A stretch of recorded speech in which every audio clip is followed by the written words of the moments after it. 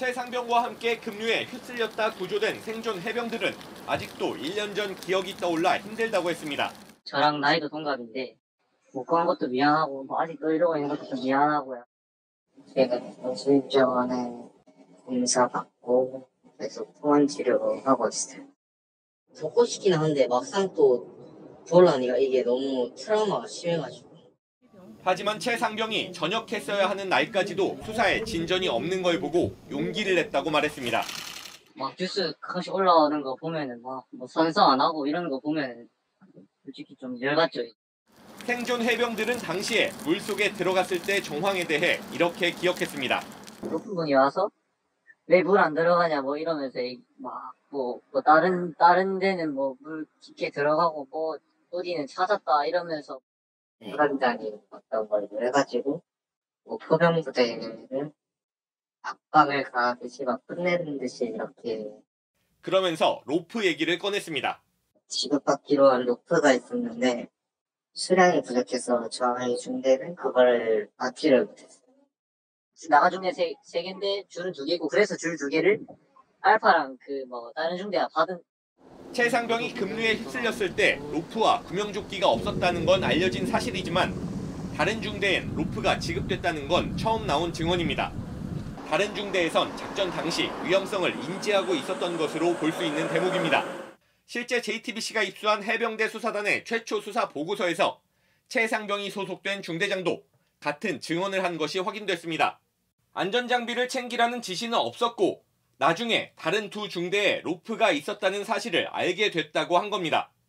당시 로프가 필요할 만큼 상황이 위험하다고 봤던 것인지 그렇다면 최상병이 소속된 중대는 로프가 없는 채로 수색을 강행할 수밖에 없었던 이유 등은 무엇인지 향후 수사에서 밝혀져야 할 부분입니다. JTBC 유선입니다. 최상병의 어머니가 지난 3일 순직 국군장병 유족회 홈페이지에 올린 편지입니다. 어머니는 오는 9월 26일이면 저녁일인데 돌아올 수 없는 아들 때문에 가슴이 미어터질 것만 같다고 말문을 열었습니다. 그러면서 임성근 해병대 전 1사단장이 혐의자로 밝혀져 처벌되길 엄마는 바라고 또 바랄 뿐이다라고 썼습니다.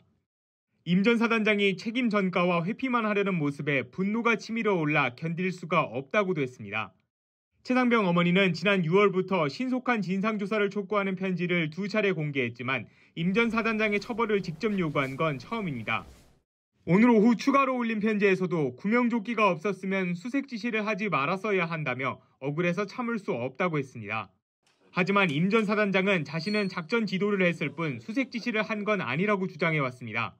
땅에서 육지에서만 하라고 했던 작전을 임의로 수중에 들어가서 작전을 한 게 잘못된 겁니다.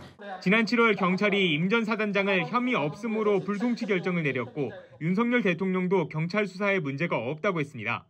수사가 저는 잘 되고 있다고 생각합니다. 지난번에 경찰에서 아주 꼼꼼하고 장기간 수사를 해서 수사 결과를 거의 책을 내듯이 이렇게 발표를 했고. 야당은 제3자 추천 방식의 최상병 특검법을 오는 12일 국회 본회의에 상정하겠다는 방침입니다. JTBC 최규진입니다. 오늘은 그런 날이어야 했습니다. 전역을 명받고 후련한 마음으로 힘차게 신고하는 날. 동료들과 부대에서 마지막 인생 컷을 찍는 날. 마중 나온 가족과 부둥켜 안고 기뻐하는 날. 마음껏 먹고 마시며 이야기 보따리를 풀어놓는 날. 떠나있던 보금자리로 돌아와 낯선 편안함 속에 잠드는 날. 오늘은 그런 날이어야 했습니다. 하지만 그렇지 못함에 너무나 미안하고 아직도 현실이 이래서 더더욱 미안합니다. 앵커 한마디였습니다.